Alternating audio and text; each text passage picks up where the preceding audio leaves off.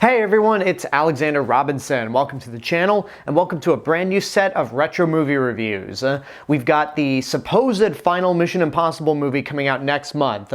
I say supposed because you know how Hollywood is with putting the final in whatever movie they make. And I also hope it's the last because I don't want to read a story where Tom Cruise dies doing one of these insane stunts. But whatever the case, in honor of the next Mission Impossible movie, I decided to sit down and rewatch the first 4 Mission Impossible films, basically the ones not directed by Christopher McQuarrie, leading up to this final conclusion, I guess. So without further ado, let's get this series started.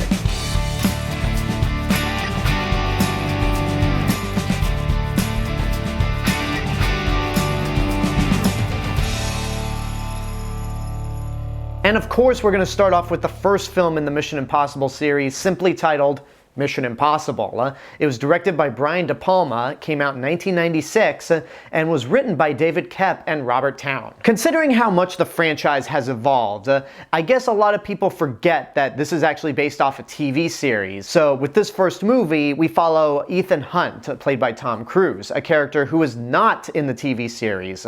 Similar to how the Resident Evil movies from Paul W. S. Anderson just brought in an original character, Alice, to headline those films, except that didn't turn out so well. But for Mission Impossible, we follow Ethan Hunt, who is part of the Impossible Mission Force, IMF. He is suddenly framed for the murder of his entire team at the beginning of the film, so he basically recruits a new team to uncover the mystery of who actually framed him. By this point, we all know the Mission Impossible film series to be these magnificent action movies with an ensemble cast and crazy, insane stunts that when you see Tom Cruise do them, you're like, dear God, please don't die. It's basically the formula that the franchise has established since Ghost Protocol back in 2011, 14 years ago. But when you rewatch this first movie, it doesn't even feel like the other movies. And I don't mean that as a negative. What I mean by that, it's like watching the later entries in the Fast and the Furious movies, where those get so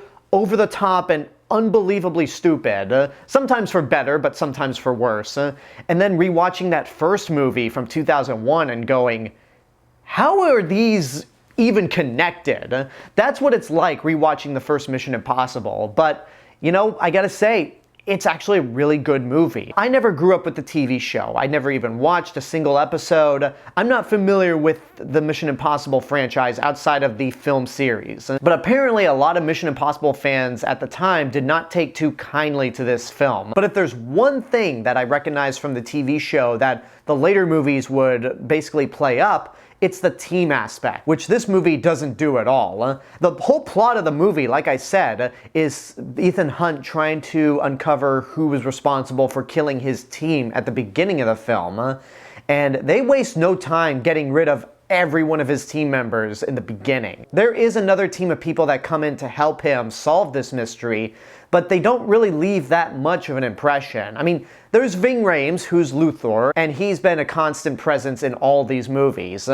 And he's good, but he doesn't really play a whole lot into this film, I feel. Reno is also another member of Ethan Hunt's team during the majority of this film, but it's later revealed that he's one of the villains, so that doesn't really help things at all. And then you have Claire in the film, played by Emmanuelle Béart. I don't know how to pronounce her last name, but she gets killed in the third act of the film, during the climax. So it's like, what was the point of even having a team in this film outside of introducing Luthor? So that's ultimately the biggest problem I have with this movie. That and the fact that it's a little confusing to follow. The plot doesn't really make a whole lot of sense, but at least you know why everyone's doing the things that they're doing. You understand Ethan Hunt's motivation. Outside of those two issues, this movie is a lot of fun. Tom Cruise is just, of course, Tom Cruise. He's definitely a much younger Ethan Hunt in this movie. He's not as experienced. He's more of a new agent to all this. I mean, they do establish early on that he's had some history with IMF before, but he's not as seasoned as he is in the later movies. I also find Brian De Palma's direction in the film to be pretty unique. There's a lot of POV shots where the camera is essentially the character, and you have other characters facing the camera and talking to us as if we were part of the movie. It can be really tense at points. There's somewhat, I won't say much of a horror vibe, but there's a level of suspense whenever there's a mission or an action scene that is actually pretty restrained, considering that there are no major crazy set pieces in this movie. It's an element of the movie that makes me go, you know what? As great as the Christopher McQuarrie Mission Impossible films are, I like that the first 4 movies each have their own unique flavor. I'll get into more of that next week when a different flavor for each movie goes completely wrong, but it's much like watching the first 4 Alien movies where, yeah, I want to see what these directors bring to the table, for better and for worse, with this franchise. As for the action scenes themselves, the reason why we watch the Mission Impossible movies, they're well done, they're well shot, and there are only 2 iconic set pieces in this movie. The first is when Tom Cruise is trying to hack into the computers and he's hanging from a cord. It's not spectacular or anything, but it has tension to it. It is well shot. It's an iconic sequence considering the history of the franchise. And there's also that big climax at the end with the Channel Tunnel, where you have the helicopter attached to the bullet train and it's flying in the tunnel as well. It's heavily CGI, and you can clearly tell that this was 1996 CGI. So I can only imagine that if you're familiar with the newer films and you watch this for the first time, you might look at it and go, wow, this looks like shit.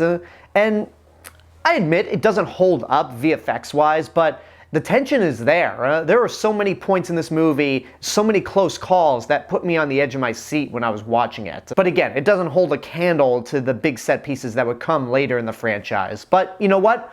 For this first movie, it's not great, but it's an interesting start. It's well acted, there's a lot of good tension throughout the film, the action scenes are good, and there's quite a bit of brutality in this film as well. I mean, the first team member that gets killed off basically gets stabbed through the eye while in an elevator, and you see the stab, you see the penetration right before it cuts away, and I'm like, wow, that was dark. I don't see the later movies doing something like that. I'll say it's good, but it's not great. Like, those elements are really good. I think Danny Elfman's music and his incorporation of the Mission Impossible theme is really well done. But again, it's not a perfect movie. I wish there was more emphasis on the team. Even though the plot's confusing, you can kind of predict what's going to happen. Like, the second you see Jon Voight in this movie, you know exactly what's going to happen. But for what it is, for the first Mission Impossible film, it's a lot of fun. I enjoyed this one. And there you go, that's my review for Mission Impossible. I hope you enjoyed it. Now, tune in next week where I'll have my review for the worst Mission Impossible film. I'm not even going to sugarcoat it at all. Mission Impossible 2. There is a lot to be said about this second movie right here, but I'm going to save those thoughts for next time. But until next time, I want to say thank you guys so much for watching this video, and I want to give a special thank you to my subscribers and YouTube members right over here. You guys are the reason why this channel continues to grow every day, and if you want to help to financially support the channel, you can do so via YouTube memberships for as little as $1.99 a month. But until next time, I want to know what you guys think about the first Mission Impossible film. Whatever your opinions are, let me know in the comments below. Don't forget to like the video, subscribe to the channel, and hit the bell button to get notifications. If you want to find me elsewhere on the internet, you can find me on these social media platforms and my theme park and travel channel right here on YouTube. I'll see you guys in the next video, but until then, have a good day and take care of yourselves.